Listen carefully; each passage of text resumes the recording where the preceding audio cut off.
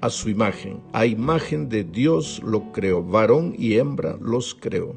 Este texto en el idioma original hebreo dice literalmente: creó pues Dios al ser humano, Hadam, en hebreo, Hadam, a su imagen. A imagen de Dios lo creó, varón, sakar en hebreo, y nekebah, mujer, los creó.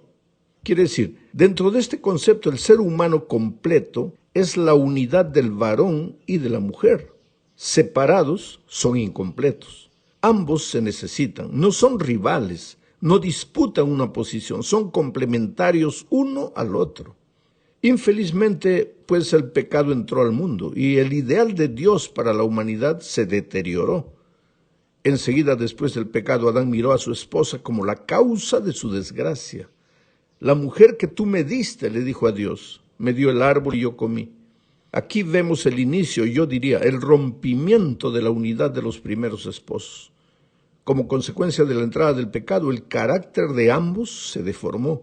Habían sido creados a imagen de Dios. Ahora, con el carácter deformado, eran una caricatura del carácter de Dios. Aun cuando el ser humano sea consciente de su triste realidad y trate por todos los medios de cambiar su carácter, no podrá. El problema de la desunión, de las luchas, de los conflictos, es el carácter. Y el cambio, la transformación del carácter no es una obra humana, es una obra divina.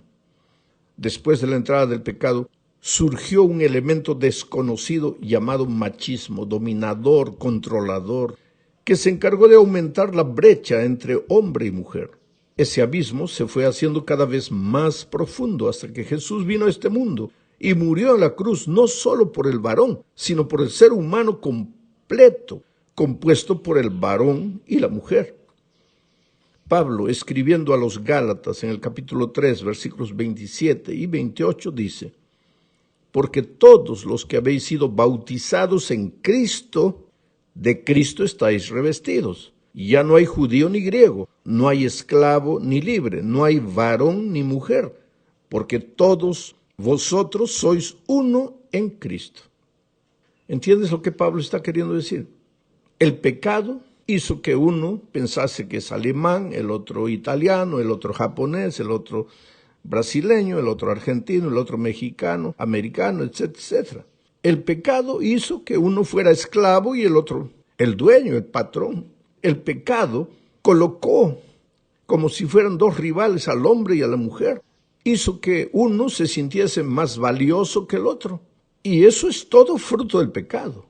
Ahora, de acuerdo con este versículo de Pablo que acabo de leer, el pecado nos desunió, pero Cristo nos volvió a unir.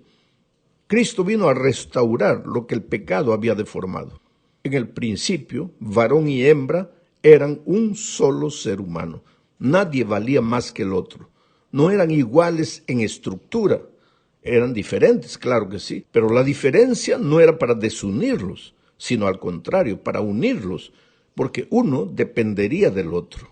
Es una pena que a veces el cristianismo no entra al fondo del ser humano, sino que se queda en la periferia.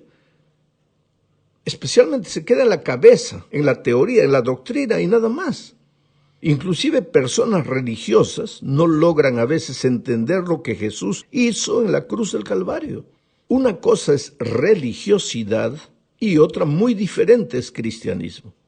La religiosidad tiene que ver más con lo que tú piensas, con tu manera de pensar.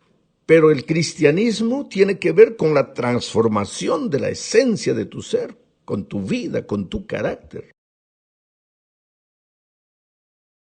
Bueno, vamos a la segunda parte de este estudio y veremos aquí a Cristo y su amor maravilloso. Solo Cristo y su amor son los factores de unidad entre los esposos y, lógicamente, entre los miembros de la iglesia. El propósito de la muerte de Jesús no era solo salvarnos, sino hacernos nuevas criaturas. En el momento de la conversión nos volvemos nuevas criaturas, pero a lo largo de la vida cristiana vamos aprendiendo a vivir un nuevo estilo de vida. Ahora, para que esto sea una realidad en tu experiencia, no es suficiente que creas que Jesús murió por ti. Tu creer tiene que ser un creer práctico, tiene que salir de la simple teoría. porque Santiago afirma que hasta los demonios creen y tiemblan, y sin embargo no son nuevas criaturas. Es en este punto que entra el bautismo, porque al bautizarte demuestras pública y prácticamente que aceptas la muerte y la resurrección de Cristo, como si fueran tuyas. Al bautizarte te unes a Cristo en la nueva humanidad instituida por Él. Eres hecho nueva criatura. Te unes también a los otros cristianos en el misterio de la iglesia, simbolizada por el cuerpo de Cristo. La cabeza es el mismo, Cristo. Vuelvo a leer lo que Pablo dice escribiendo a los Gálatas. Porque todos los que habéis sido bautizados en Cristo Jesús, de Cristo estáis revestidos. ¿Te acuerdas que ya leí ese texto en la primera parte? Ya no hay judío ni griego, no hay esclavo ni libre, no hay varón ni mujer, porque todos vosotros sois uno en Cristo Jesús. ¿Qué significa la expresión en Cristo? Leamos 2 a los Corintios capítulo 5 versículo 19, que Dios estaba en Cristo reconciliando consigo al mundo, no tomándoles en cuenta a los hombres sus pecados. Ahora, en este texto Pablo usa la expresión en Cristo para referirse a Jesús como el único instrumento de reconciliación con Dios y con Él. En Jesús se centró el acto de la redención, y la redención significa unidad, nueva creación. El hombre peleador, el hombre discutidor, el hombre creador de conflictos desaparece, muere y renace el hombre transformado, el hombre que mira a su hermano como alguien a quien debe amar y de quien necesita para ambos juntos construirse y edificarse.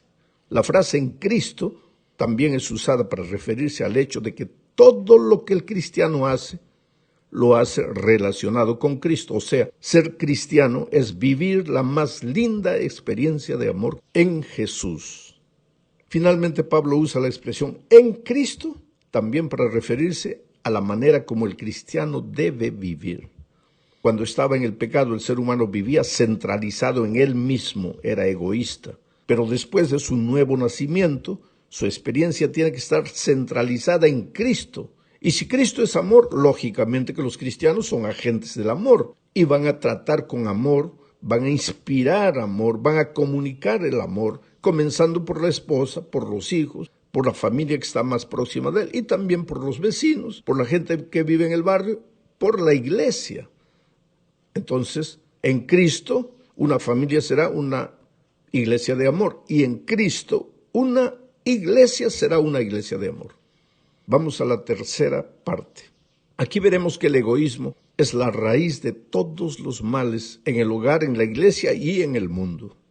El egoísta vive teniéndose a sí mismo como el centro de la vida.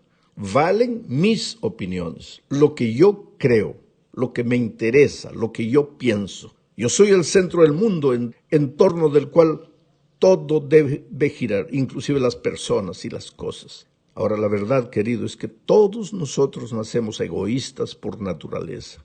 Después de la entrada del pecado, es así, esta es una realidad triste, no la podemos negar. Cuando somos niños, somos egoístas auténticos, porque nos mostramos como somos, egoístas. Pero a medida que crecemos, pues aprendemos a disfrazar nuestro egoísmo. Pero continuamos siendo egoístas. Ahora, solo Jesús es capaz de cambiar el curso de la vida de un egoísta. La simple teoría doctrinal no, solo Cristo. Leamos lo que dice Efesios 4, 21 al 24.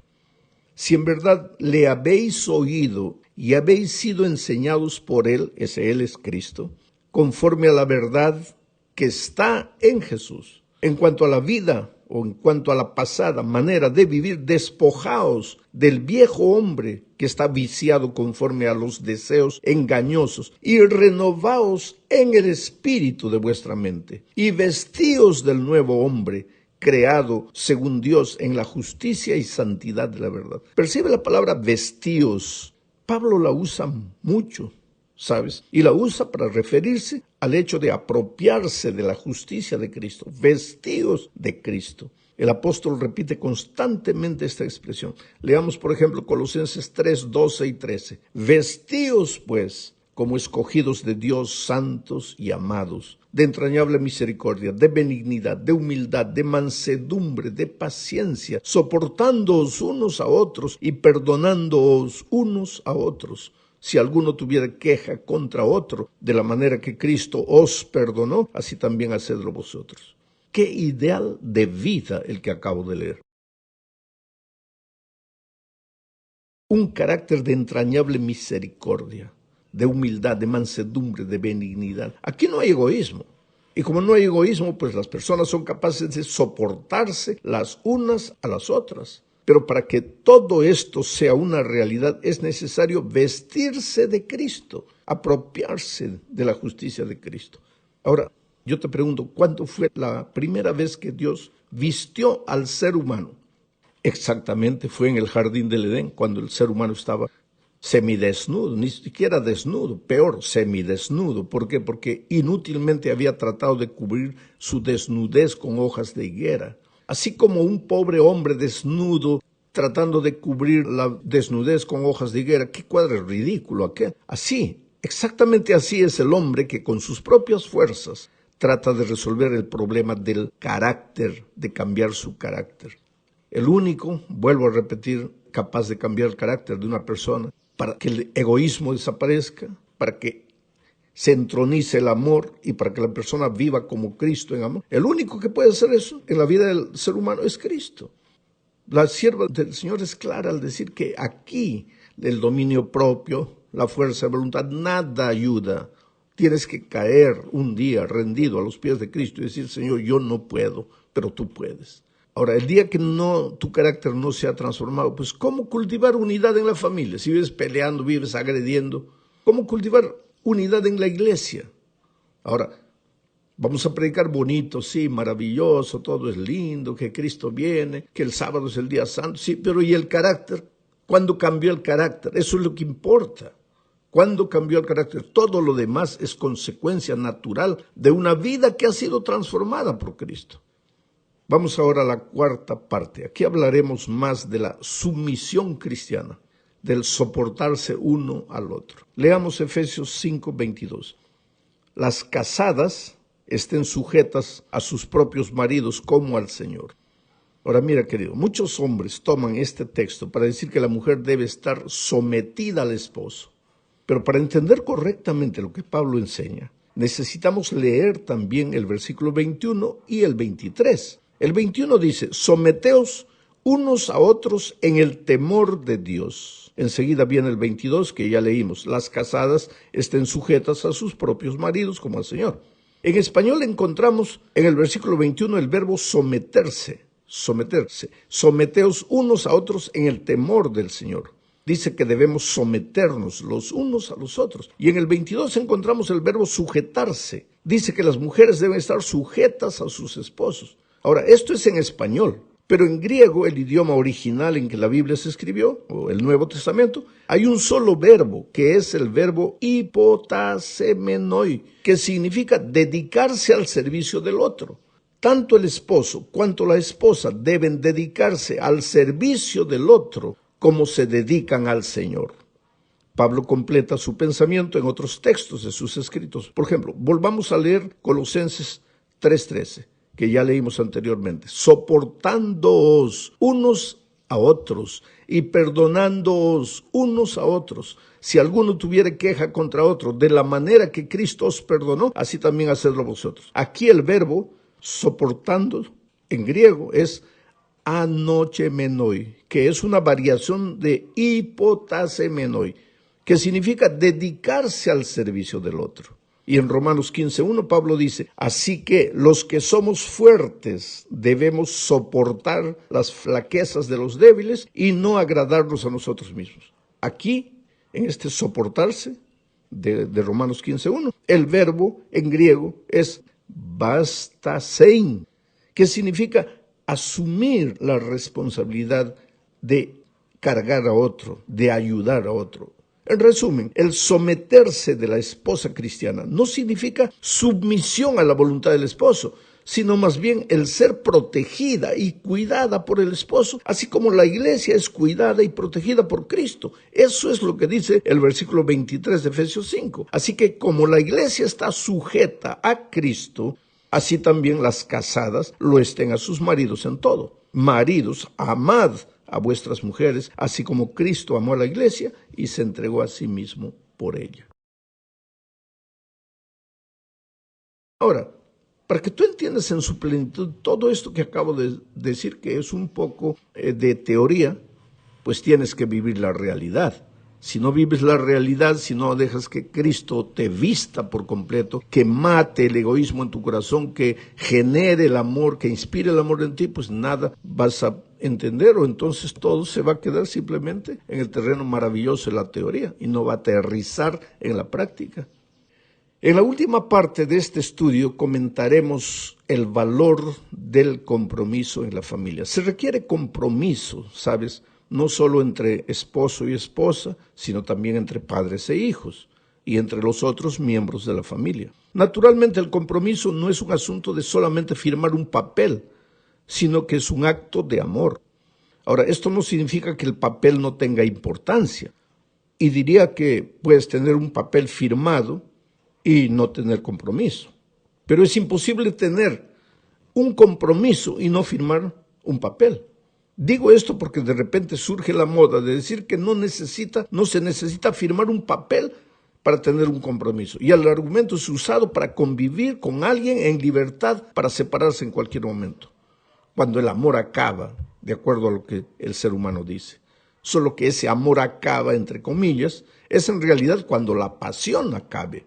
Porque el amor, dice Juan, no tiene fin. El amor es un principio, no es un mero sentimiento. La pasión sí es puro sentimiento. Y Jeremías 17:9 dice, engañoso es el corazón y perverso, ¿quién lo conocerá?